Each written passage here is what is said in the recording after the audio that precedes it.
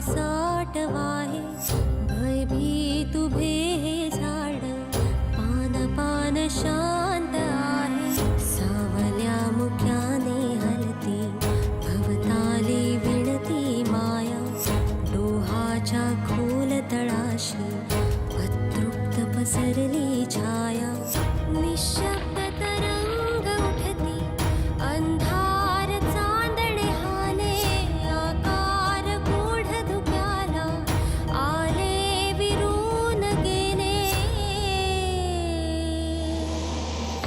रात्रीस खेळ चाले, रात्रीस खेळ चाले, रात्रीस खेळ चाले, रात्रीस खेळ चाले.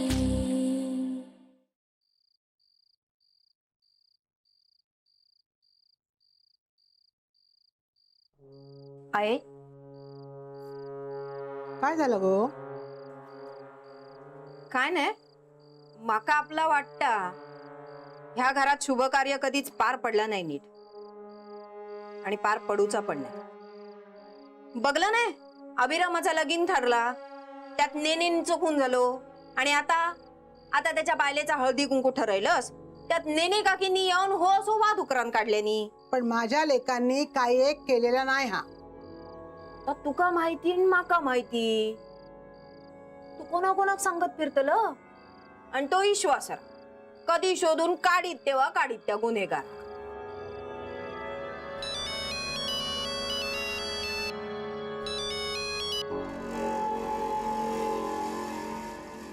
काय गो, कोणाचा फोन हा? नाही नाही, कोणाचं नाही, असोच. या बघ, तो शोधून काढीत तेव्हा काढीत, पण माझ्या लेकांनी काही एक केलेला नाही हा. असतला नाहीतर नसतल, पण आता ह्या पुढे या घरात असाच होता, भोगूचा लागतला त्यांका. माझ्या लग्नात नाही म्हणलास ना, आणि अजयाक मारलास ना, ह्या सगळा ह्याच्या पुढे या घरात असाच होताला. छाया, काय बोलतस या?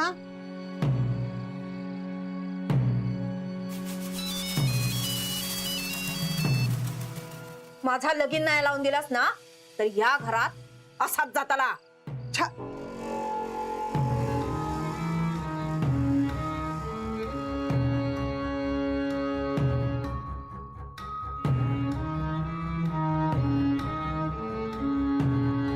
ह्या लोकांनी त्यांची महत्वाची कागदपत्र फाडून टाकलेत. ह्याच लोकांनी मारलंय माझ्या नवऱ्याला.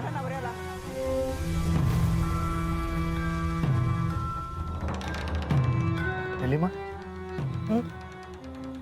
कसला विचार करतेस एवढा? माधव, हे जे काही झालं ना, ते योग्य झालं नाही रे. माझ्यासाठी ते सगळं खूपच एम्बॅरसिंग होतं. घरात एखादा कार्यक्रम आहे, हळदी कुंकवाचा, आणि तशात नेने वकिलांच्या बायकोचं येणं खूपच अनपेक्षित होतंय. त्या अचानक आल्या आणि क्षणभर मलाही काही सुचेच ना. या अशा कार्यक्रमांमध्ये त्यांनी यावं किंवा न यावं याबद्दल माझं काही मत नाहीये, पण तरी त्यावेळेचं चित्र मला खूपच विचित्र वाटतं. खरंय, आंडूचं चुकलंच. त्यांनी आमंत्रण द्यायला नकोच होतं. केवढा मोठा प्रॉब्लेम झाला, आणि तोही विश्वास समोर. मला तर कळच नाहीये हे असं कसं घडलं. तू तर एवढ्या कथा लिहितोस, कादंबऱ्या लिहितोस, तुला तरी वाटलं होतं का असं काही होईल? खरंच ग, मी सुद्धा ना थोड्या वेळासाठी सुन्नत झालो. म्हणजे कथेत अचानक लेखकाच्या नकळतच अशी एखादी वेळ यावी की लेखकाला बाजूला सारून कथेतल्या पात्रांनीच घटना घडवावी. त्या ज्या पद्धतीने बोलत होत्या ना, त्यावरून मला असं वाटतंय की नेने काकांचा खुनी लवकर सापडावा आणि त्यांना न्याय मिळावा. हम्म. हो, किमान आपल्या घरावरचं संकट तरी टळेल. आणि आपल्याच घरातलं कोणी असेल तर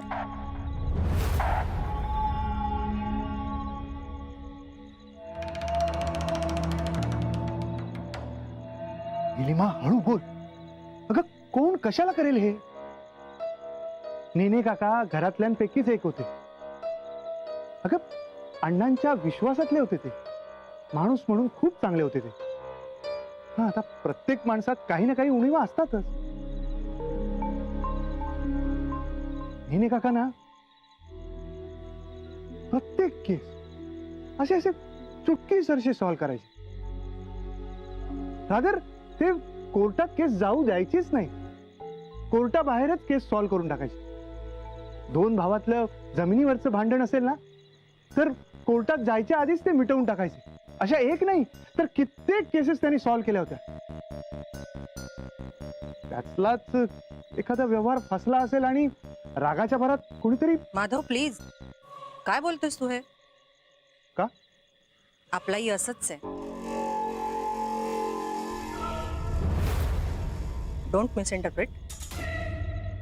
पण चुकून तू हे विश्वासराव समोर बोलशील आणि तो नेमका तेच पकडून चालायचा.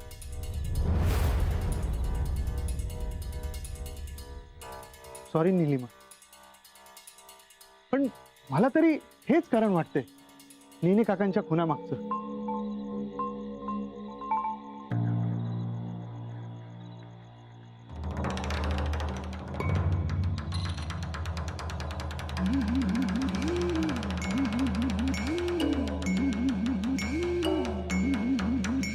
निलिमा, नेने काकूंचं मला खूप वाईट वाटतं ग. लहानपणी ना अण्णांसोबत मी त्यांच्या घरी जायचो. कधी कंटाळा आला ना तर नेने काकाच मला घेऊन जायचे. त्यांना मुलबाळ नव्हतं ना. पण नेने काकू मला अगदी त्यांच्या मुलासारखं सगळं करायच्या. मला ना सोन्या म्हणून हाक मारायची. ए सोन्या. ती त्यांची जी सोन्या म्हणून हाक आहे ना ऐकायला गोड वाटायची ग. आज त्या अशा समोर आल्या ना तेव्हा मला वाटलं आज एकदा तरी त्या मला सोन्या म्हणून हाक मारतील. पण निलिमा, आज त्या नेने काकू कुठे दिसल्याच नाही. दिसल्या ना तर त्या आपल्या नवऱ्याच्या खुनाचा जाब विचारणारा नेने काकू. मला खूप वाईट वाटतं त्यांच्यासाठी. ते ज्या वयात त्यांना खरा आधार हवा त्याच वयात त्यांचा आधार निघून गेला.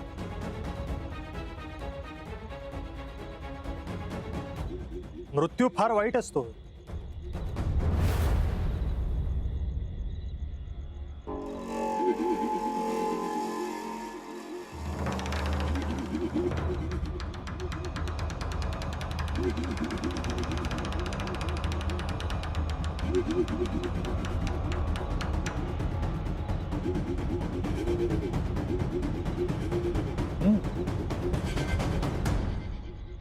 एका मृत्यूमुळे सगळ्या गोष्टी बदलतात.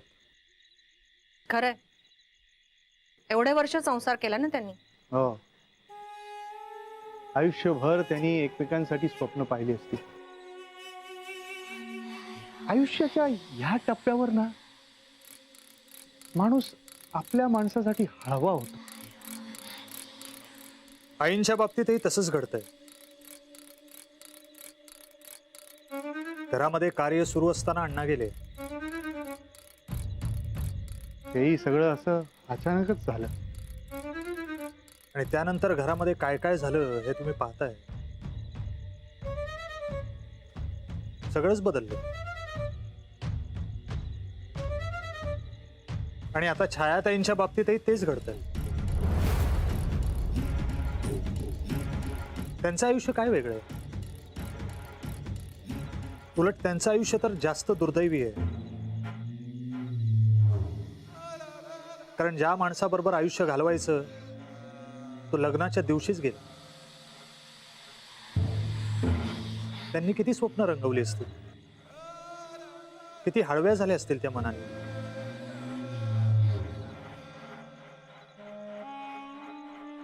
त्यांना आधार हवाच ना.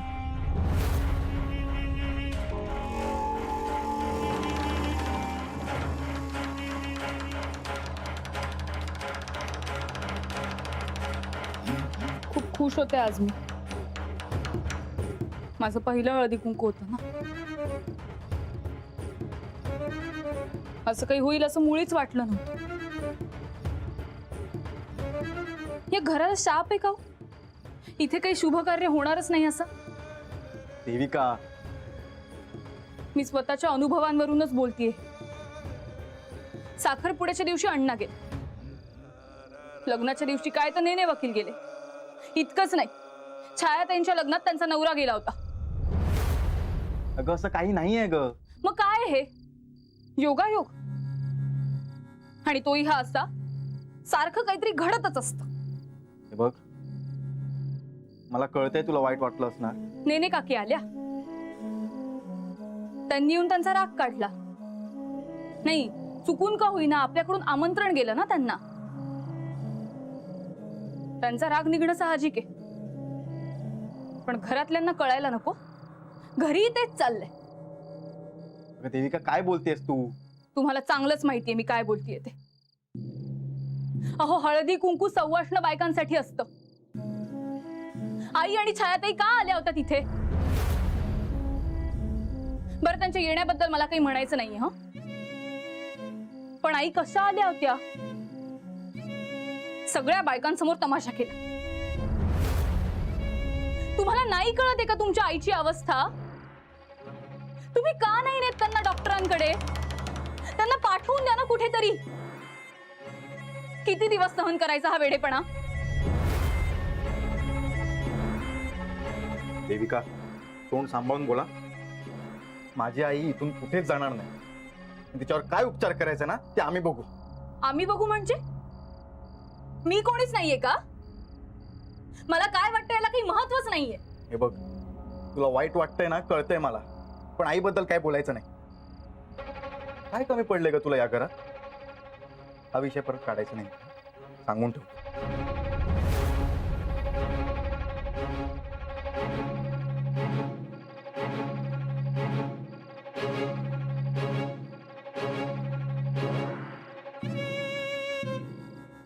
मी उद्या आईकडे चालली. का? मला अस्वस्थ वाटतंय. जा, जायचंय ना तुला, जा. माझी काही हरकत नाही. हा, इथे आई सोबत इथल्या गोष्टी बोलायच्या नाही का? तर आता मी जे काही बोलतोय किंवा जे काही बोलणार आहे ते माझ्या कामाचा भाग नाहीये, मला कळतंय. पण तरी हे माझ्या मित्राचं घर आहे म्हणून मी बोलतोय. अर्थात तुमची परवानगी असेल तर.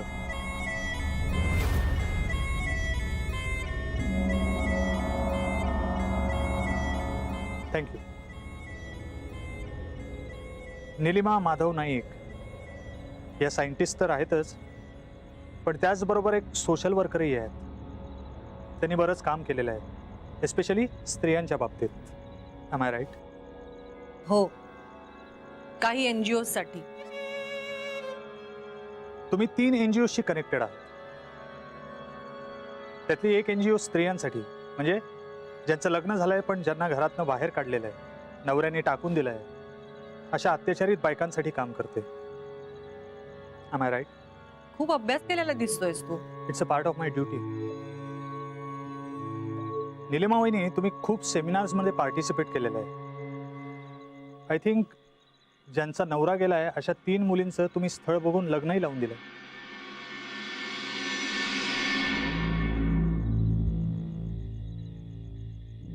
मी नाही, त्या संस्थेने. त्या संस्थेच्या तुम्ही कन्सल्टंट आहात.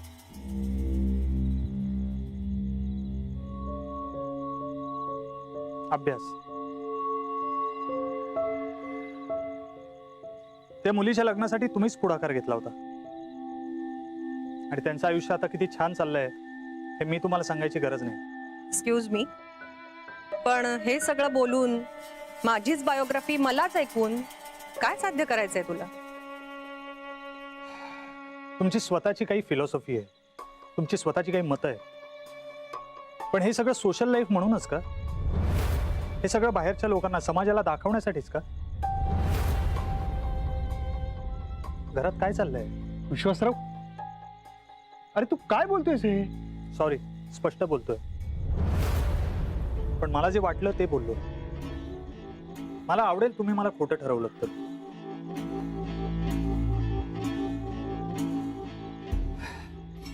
आज ना उद्या तुम्ही इथून जाल, पण एक संधी आहे आणखीन एका स्त्रीला तिचं आयुष्य पुन्हा नव्याने सुरू करून देण्याची.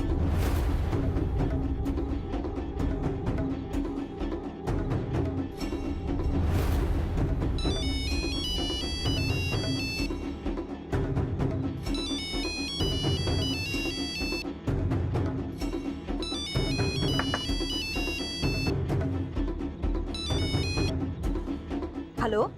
काय गो, रागावलंस काय गो माझ्यावर? अरे तसा काही एक नाया, मी आईच्या खोलीत होतोय.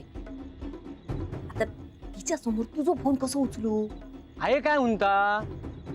अजय, हाय कोणी एकच विचार करणार नाही रे. त्या विश्वासरावाक सांगलंय, तो सुद्धा काय करीत असं वाटणार नाही मग. अजय, बघा या वाड्यातून बाहेर काढ अजय. या वाड्यात लय जणांची शाप लागलेली असत. हा ब सगळा होईल, वाईस धीर धर. किती काळ अजून वाट बघायची? टाका एक नाही, तू काय होया तर कर, मग इथून बाहेर काढ. मग हाय नाही रवायचं. छाया रडू नको, गप्रो, मी आहे ना. छाया गप्रो छाया. सॉरी, मी जरा जास्त बोललो, पण या केस संदर्भात स्टडी करताना मी जेव्हा सगळ्यांची हिस्ट्री काढली तेव्हा माझ्या असं लक्षात आलं की ह्यांच्यासारखी व्यक्ती काहीच का करत नाहीये. समाजासाठी एवढं सारं करणाऱ्या निलिमा माधव नाईक आपल्या घरातल्या एखाद्या व्यक्तीसाठी काहीच का करत नाहीये. आणि म्हणून मी बोललो. माझं बोलणं जास्त मनावर घेऊ नका, आणि हा माझ्या कामाचा भाग नाही. I am sorry, once again sorry. थांब विश्वासराव,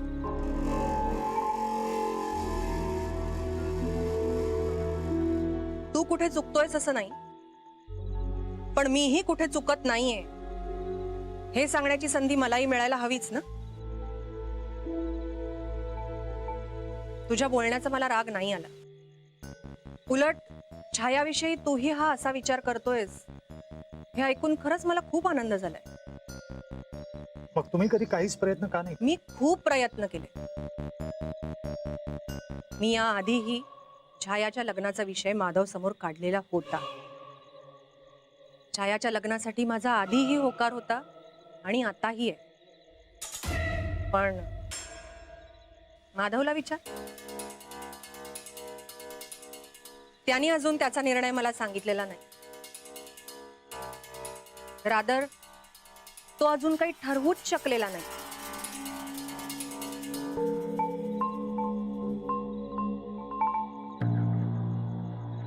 विश्वासराव, तुला खरं सांगू, मी ना या सगळ्यात पडायचं थोडं टाळायचो. कारण सगळ्यांचं म्हणणं एकच, लोक काय म्हणतील. पण काही लोक असतात ना तुझ्यासारखे, कोणताही लाभ नसताना, कुठलाही स्वार्थ न बाळगता दुसऱ्याचा विचार करतात.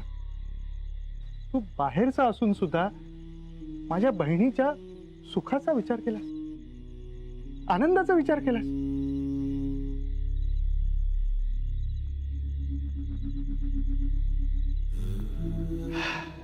खरंच मृत्यू ना सगळं बदलतो.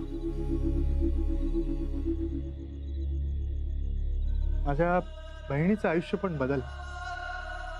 भाऊ म्हणून मला खूप त्रास झाला, पण मी काहीच केलं नाही. पण आज मला वाटतंय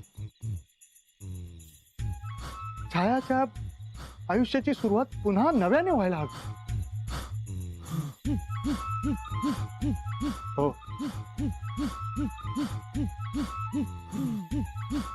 so we are ready for this marriage.